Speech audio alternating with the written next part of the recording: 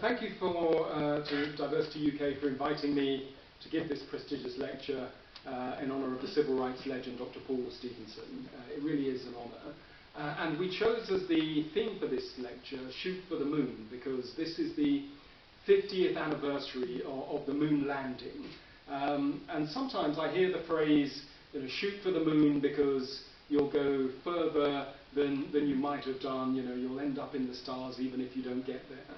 And that is true and that is important, but actually that's not how I want to talk about it, because implicit in that is sort of almost the suggestion that you were never going to get to the moon anyway, but at least you'll get further than you would have done. And I want to just reflect on what it means to shoot for the moon when you really intend to get there. That is absolutely what you're trying to do.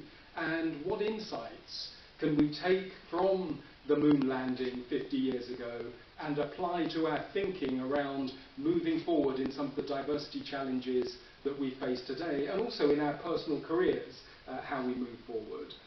So what does it mean when you set an outrageous, impossible goal and set out to achieve it, and how do you achieve it, and what insights can we take out of that?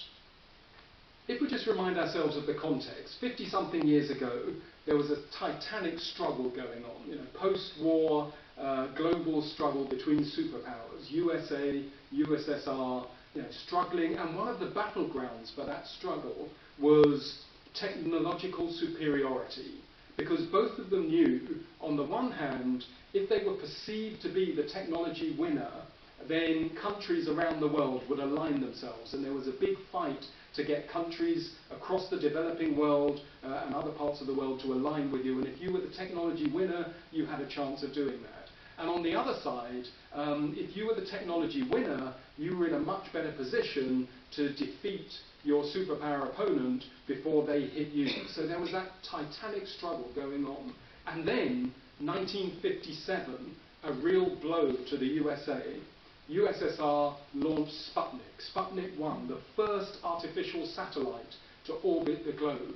It was a complete shock to the USA. They just didn't realize that that's how far ahead the Russians were. And there was genuine fear at the time. In the US, the idea that every sort of 30 minutes this thing went round and round and round, and if you could almost listen to it beeping, that meant that nuclear devices could be delivered before the US would have a chance to respond. It was a shock to the system, and the US started to try and catch up. Could they get to where the USSR was? And the USSR was ahead. It delivered again and again. 1961, April the 12th, 1961, it put a man into space, orbiting the Earth. Yuri Gagarin circled the Earth. That was a game changer for the USA. That said to them, right, we've got to do something. Kennedy, the president, said, something has got to happen. And he set Lyndon B. Johnson off to say, right, you've got to go and find out, come back to me with something that we can do that will put us ahead of the USSR. Now this is where it gets really interesting and where we start to draw out the insights of what happened. So 26th of April, remember Yuri Gagarin went up April 12th.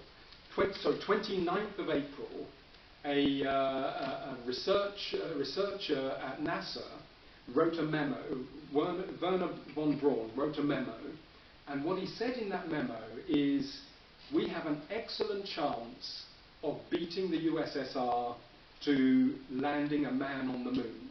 That was just an incredible thing to think about. The idea at that stage, when you were just barely putting people into space, that you'd be able to land a man on the moon was an outrageous suggestion. But this was his logic. His logic was that it would take the Russians, they would have to increase the power of their rockets by a factor of 10 to have any chance of getting someone onto the moon. And he said, we in the US, we don't have those rockets. We can't do it. But at a factor of 10, effectively, nor do they.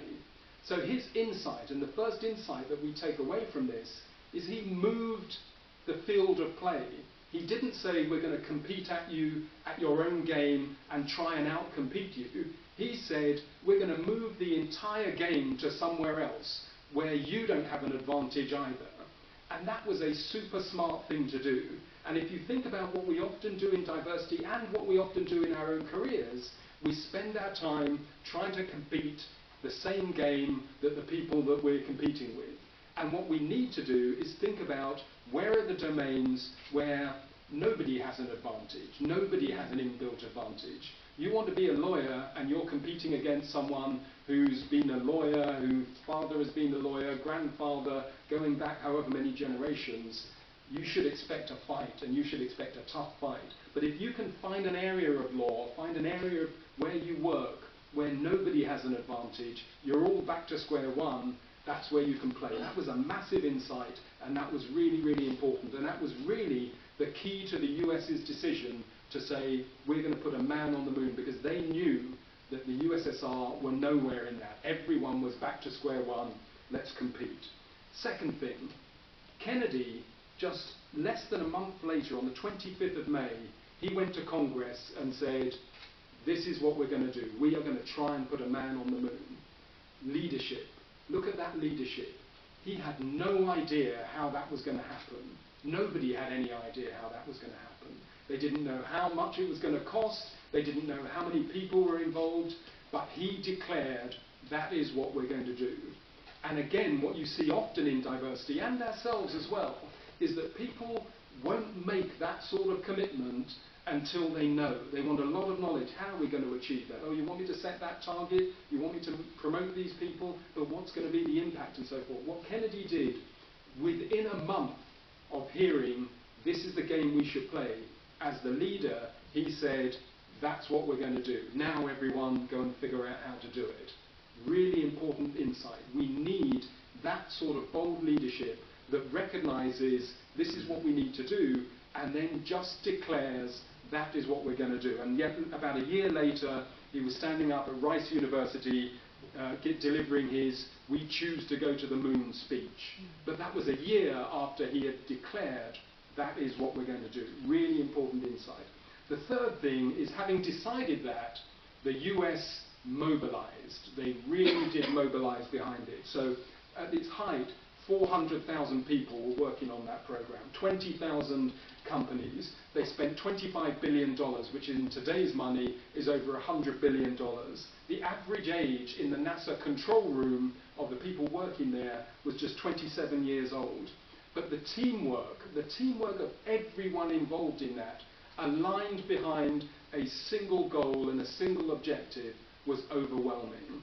And that's a lesson we can learn as well. There are a huge number of diversity initiatives and challenges and so forth going on all over UK PLC, all over organisations. Where we need to work on is our ability to just align the incredible power between big, bold objectives and just get those things done. And we don't do that enough, but that's an insight from there.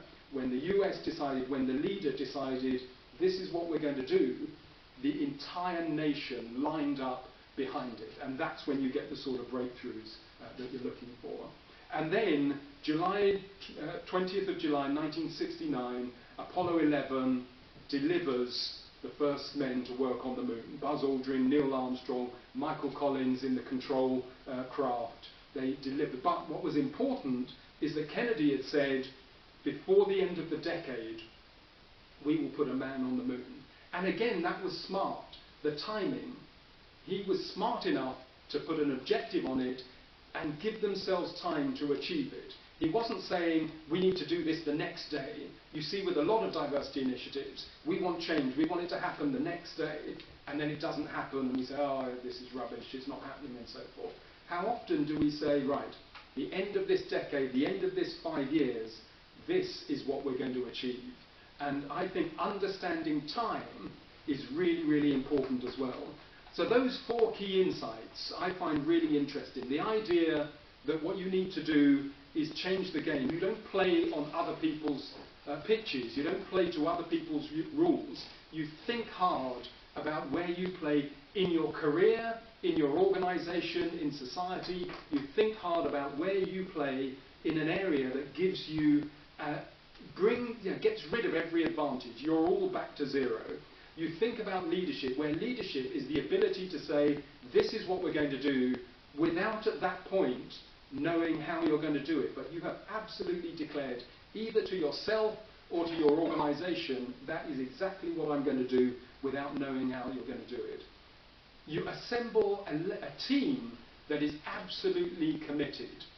That's the key thing. You get the team, and you get the commitment, and you go after that objective. And you think about the timing. You don't get excited about, we've got to do this by tomorrow, we've got to do this by next week. If you're serious, it'll happen next month. You think about, in year 3, in year 5, this is absolutely going to happen, and we are going to mobilise to make it happen. So let's talk about how we might align those insights, how we might apply those insights to the diversity domain and to our own journeys, actually, our personal journeys as we go through life and over the next decade. Actually, let me just say a little bit about my journey. It's pretty standard. You'll recognise it, most life journey in many ways. I was born in the 1960s. I was pushed into foster care for a little while, then came out again in London. I went off to Uganda. Idi Amin took over. I was tied up and nearly shot as a looter. I came back to London, ran around the streets a bit, was stabbed in the leg. Actually, I stabbed myself in the leg. I wasn't very good at thug's life. I was taken off to Nigeria. I ran away when I was about 14 or 15. I got as far as the airport, managed to run out onto in the night onto the runways and all the rest of it, but I was captured by soldiers and brought back. And then I became a director of the BBC. Set up 5 companies, became a fellow of Oxford and got a CBE. So as I said, very standard, similar to many of you here. The thing that I'm most proud of, in a way, is what I've done in education, and in particular, my pride and joy, the school in Africa, the Africa Science Academy, an all-girls school that offers STEM, Science and Technology Academy, based in Ghana, but taking students from all across Africa. And let me relate, if I can, the 4 moonshot insights to my Africa Science Academy journey. The first, about changing the game. We stand now, as we are here, on the edge of the 4th Industrial Revolution. What will happen to society and businesses over the next 10, 20, 30 years will be more profound than what has happened over the last 20, 30 years with the rise of the internet, more profound than what happened at the beginning of the 20th century. It is a level of change in society, in organisations, in the way society is structured, the like of which you have never seen in your life. With 3D printing, with quantum computing, with nanotechnology, with robotics, all of these things are coming into play now. And at their heart is artificial intelligence. At the heart of all of these things, AI is hugely, hugely important. It will change every one of your jobs in fundamental ways over the next 10, 20 years. This law firm in 20 years' time will look nothing like the law firm that it is now. Accountancy firms won't look anything like they do now. Banking institutions, financial institutions, etc. Every one of them changes. That is a hugely important thing, because that means that everyone is back to square one. And therefore, that's where you play. You look at what's going on there, and you play in that space. And therefore, when I set up a school, my school was going to focus on the technologies and the ideas that were going to be important to the 4th Industrial Revolution. If you say to most people 3 words, Africa, charity, education, and you say, quickly, quickly, what comes to mind? What will come to mind is children sitting under a tree, or children sitting in a thing with no books and so forth. Let's give them books, let's build their school, and all the rest of it. When I say Africa Charity Education, I think of the school I've created, the Africa Science Academy, where we get the smartest girls that we can find from across the continent, and we teach them maths, further maths, physics. They do A-levels in maths, further maths, physics, in 12 months, not 24 months, because these are smart African girls, and smart African girls are as smart as any other girls in the world. So they come to us for 12 months, and from a standing start, they do maths, further maths, physics, A-levels, and then they go off to universities to study science and technology and engineering. There is no school like it on the continent. In fact, I doubt there is a school absolutely like it anywhere. It is the only science and technology, all-girls school that does A-levels in 12 months for brilliant young women that we can find. And their results are outstanding. And the important thing there is that I have moved the conversation completely. We are not competing in the same space as everyone else. We have decided we compete and prepare for the fourth industrial revolution. The first lecture we do with these girls, and by the way, this is a charity school, so we pay all their fees wherever they come from. They come and sit down with us, and the very first lecture that I give them, that they do, is on the importance of artificial intelligence. And they get that playtime is over, we are preparing for the future. We are not fighting yesterday's battles, we are fighting tomorrow's battles, and we're preparing for the fourth industrial revolution. So first, change the game and position.